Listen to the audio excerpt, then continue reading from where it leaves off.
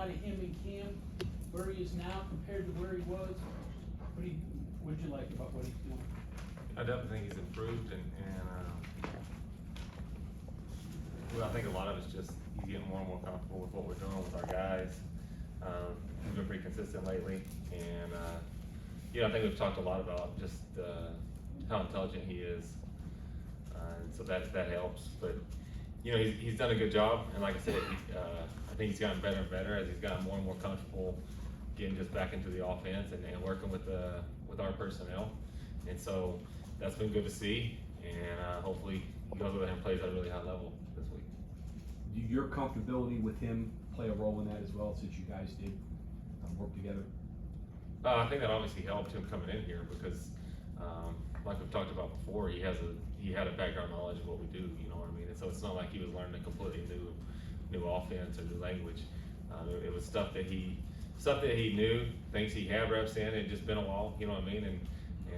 But really, if you look at offensive football, I think like a lot of the concepts.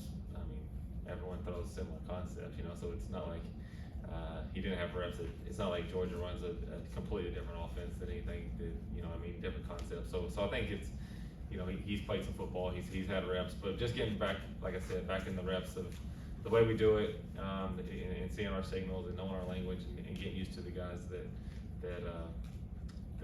we have here, I think was probably the biggest adjustment. But again, coming in with reps in it, coming in knowing it a little bit, coming in working together before, definitely helped him. But I mean, there's also the in-game part too. He knows what you think and how you react during games. So there's got to be a comfortability there too when he's on the field. Yeah, we had a half together, and before he went down, big half. Yeah. Hopefully we can reproduce it, but no, he.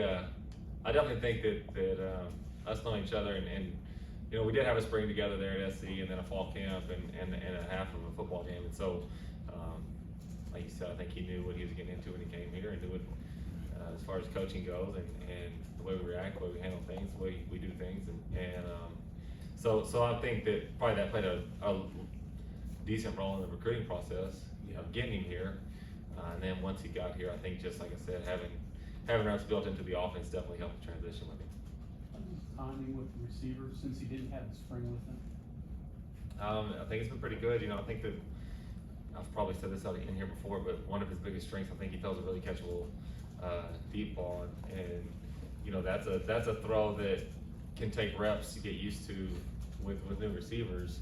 But he's done a good job of that. You know what I mean? And like I said, I think that's a knack he has. Is not. I'm not saying that. I think lots of people can throw deep balls, but his is just very catchable for whatever reason. You know what I mean? He does a good job putting the right amount of air on it and putting it in a position where his guys can catch it. And so, like I said, that's throwing the ball down the field is something that can take reps with personnel, and he's done a really good job transitioning into that. You know what I mean? And so that's been very encouraging to see. And like I said, I think that he's transitioned well. I know they threw a lot this summer. So that was important, I think, as far as timing goes. But it's always a little bit different when someone's out in front of you. And so this fall, I think in the summer they felt really good going into the fall camp, and then at the beginning of fall, now there's someone in front of you, so the timing's just a tad bit different. So I think it was a small adjustment period there. But as fall camp's gone on, I think him and the receivers and really all the quarterbacks have gotten more and more on the same page and continue to improve. And they need to go play at a high level this week. How's the timing been the last 2 weeks since the last scrimmage? Big scrimmage. I think it's been good. He's gotten, or especially with JT, I think he's gotten more reps lately, and that obviously helps with timing. The more reps you can get with someone, the better the time he gets. And the last couple of weeks, it's been pretty good. What if now you talked about obviously the improvements that you've seen from him throughout this past month, but what about from when you saw him at USC as a sophomore to now? What has changed, and from that JT to this JT? He's pretty similar, to be honest with you. I think that he was probably coming out of high school. Just his personality is pretty stoic and but very intellectual. You know what I mean? And so I think coming out of high school, he was probably like intellectually and understanding football, just because of his personality and the kind of way he handles things. I think he's probably ahead of where most people are, and so coming here, I think that he's pretty similar. You know, I think a lot of times you'll see a huge difference between a kid when he's younger and a kid when he's older. And JT's definitely seen a lot, probably grown a lot.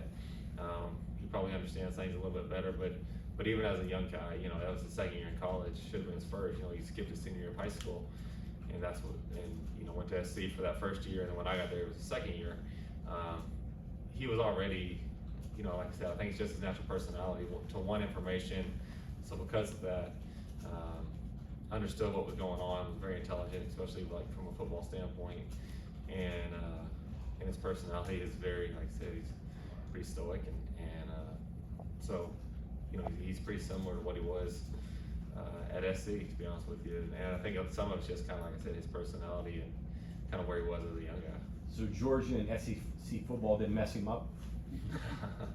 No, they, you know, I think there at Georgia, you know, I think he probably did some good things. You know what I mean? I think seeing things another way and getting to experience some other things was good for him. Obviously, he saw some very high-end talent, and so had to go against some great competition and play with some great guys too. You know, and so it goes both ways. But I do think that kind of, I think that probably helped him more than anything there at Georgia, was just the competition he had to play against. You know, probably more than anything every day in practice. Whether they had like 7 first rounders on that defense or something crazy last year. You know what I mean? He got to practice against those guys every day. So going against that kind of talent can't do anything but help you. So I think speed on the ball, things like that. Yeah. So I think that side of things probably really helped him. You have to have some insight into Slovis at Pitt. Are you giving input into, you know, things that you might take advantage of for the defense? I know Slovis pretty well, but you know, I think that you know, I can tell you, I mean, there's not much I can tell you can't see on tape about that kid. You know what I mean? I think he's a very accurate passer. He does things really well. You know, I've talked to those guys. I've talked to our defense side of the ball about Keaton, because I do know him really well. But it's a totally different. I mean, I'm assuming, I don't know exactly what they're doing because I haven't watched their offense, but it's probably something totally different than what we were doing at SC. And so I think that from that standpoint, you know, you kind of have to figure out what they're going to do and see how he fits into that. He's a talented passer. He's very gifted. I've told him that. He's accurate. But you know, from a scheme standpoint, you know, if they were running our scheme, I could tell them a lot of stuff. You know, but they're not playing our scheme. They're just playing a kid. And so it'll be interesting to see how they use him. It'll be different for me, obviously, watching him play. I've pulled for him for a long time, and for the first time I'll have to pull against him. But you know, it'll be fun to watch, and I'll be interested to see what he does out there. But like I said, I've talked to him about the guy, and told him anything they wanted to know. But I think that from, you know, most of the things I've told him, you can turn on the tape and see what I've told him. You know. To flip it around though, what Bob's saying, he also knows you, so he can impart information to the Pitt coaches on how you plan, how you prepare, how you signal, all those things. You have to mix that up, switch it up a little bit, because he does have knowledge of how you go about game planning and preparing and attacking defenses. Oh, for sure, especially from a signal standpoint, stuff like that. We've had to pretty much change everything, just because, you know, right. There is a possibility that, you know, I think he can cheat better than I can cheat this week, but yeah. So we've changed a lot of that stuff, and to try to protect the signals and stuff. But from a scheme standpoint and all that, I think that, you know, kind of like what I said, there's not a lot you can learn from him that you can't turn on the tape and see, you know. So I think that's from that standpoint, I'm not as worried about it. From a signal and stuff like that standpoint, if they're trying to dig into that, we tried to change all those up from what we signaled at SC and what they signaled here, just to try to protect those the best we can. Obviously, quarterback is what everybody's interested in, but just the offense as a whole. Is this offense ready for what's coming Thursday, or are there still unknowns for you as well? We'll find out Thursday, I guess. You know, I think we're in a good place. I like our guys. You know, they're going to challenge us. They you know, Coach Narduzzi is a defensive guy, and everywhere he's been good on defense for a long time. So obviously, there's going to be a challenge from that standpoint. But we have to go, you know, do what we believe in and see if we can execute. And I think that's going to be important for us. And like I said, I think that our guys have done a good job. We have some players that we feel very confident about, and going to have to go, like I said, go make plays. And if we do, we'll give ourselves a chance. Neil said they're gonna play a lot of players. You know, I mean, you're gonna play several running backs, a lot of wide receivers, at least 7 offensive linemen. How do you go about preparing your guys, knowing that you're gonna play a lot of guys and you're gonna be splitting up some of those reps? You know, I think you go and practice what you try to do in the game. You get guys reps and get guys, you know, whoever needs to work together, make sure they're working together. Getting reps together, seeing blitzes together, seeing whatever they need to see together, you know, and trying to execute. But, you know, I think in a first game, especially a first game when you have a rivalry game that's coming back for the first time in however long it's been, over 10 years, I think, there's going to be a lot of emotions, and I think that the key is going to be to not beat yourself in those situations, regardless of who you're playing, and don't let the emotions get the most of you. I think in any first game, a lot of times you try to do too much as a player, just because that's natural, you know what I mean? You're excited to be out there, you're doing, you know, you want to make magic happen instead of just doing your job, you know, and I think that that's going to be important. In a game like this, like I said, any first game that's important. I think that in a rivalry game, when that's your first game, you know, I think first games or rivalry games, both are games where guys kind of try to do too much. And when you put both of those in the same week, and it's a rivalry game that has been played in as long as it's been, so you assume emotions will be high, it's going to be very important to control those emotions. And like I said, just try to do your job the best you can, because if you do that, you give us the best chance to win. You know, if there's some magic pill out there or some extra stuff that we need them to do, we coach them to do it. So that's kind of going to be the message. Is like, if you just do your job, that's enough, and that's how great things happen. And so I think that'll be very important to, like I said, not try to do too much, not get caught up in the emotions of it, but try to focus on doing our job regardless of who we have in the game. And if we do that, we'll give ourselves a chance. You on the field or upstairs? Up top. Up top. What, just philosophy behind that? I know some coordinators like to be on the field and see the eyes and feel the emotion. Other people like to be up top and see what's going on. What's your philosophy behind that? Be up top and see what's going on. Okay. Yeah, I was on the field the first year at North Texas, and then you can just see a lot more, you know, you'd go watch the tape on Sunday and like, well, it's been helped to have seen that, you know? Right. And so after year 1 on Texas is when I went up. So first, you did it 1 year? Yeah. Didn't like it? I didn't hate it. It's just like I said, you go back on Sunday, like, think, well, if I would have known Information that was I could've going on, used yesterday. that would have helped, you know? And so, Okay. I like being down there. I like being around the guys. I like being able to look in the quarterback's eyes and stuff like that. So there's definitely some advantages of being down on the field, being able to talk to him, you know, talk to the unit. I like that side of things. But I think it's easier to get someone, you know, to have a guy that can communicate with the offense than it is to get a guy up top that can like give you really clear information and tell you what you're trying to see, you know. And so that's why I went up. I think it's easier to get a guy to manage what you're doing downstairs than it is to manage what you're doing upstairs. Be the first time you and Neil will be working together in a game. Does that take any adjustments or any getting used to, or? We'll find out Thursday. I don't know. I've never been in a game with him, so I don't really know. But I think all head coaches are different. You know, obviously Coach Harrell was different than Coach Helton. But you know, when you start trying to call a game, you're just trying to call a game and go there and execute what you want to do. And so, like I said, I might have a better answer for you next week. But Neil said you did practice that. You have practiced that to kind of get that feel for how you're gonna. Yeah, we work practice the going game. up quite a bit, and being on Yeah. headsets and stuff like that. So yeah, we've done a lot of work on like what the sidelines want to feel like, who's going to be up, who's going to be down, and like I said, kind of the mechanics behind it all. Okay, anything else for Coach? Yeah, Graham, as a quarterback and as a coach, you may have different opinions as to, like, wings for a quarterback. How heavy of a stat is that? How much of that is attached to the one player?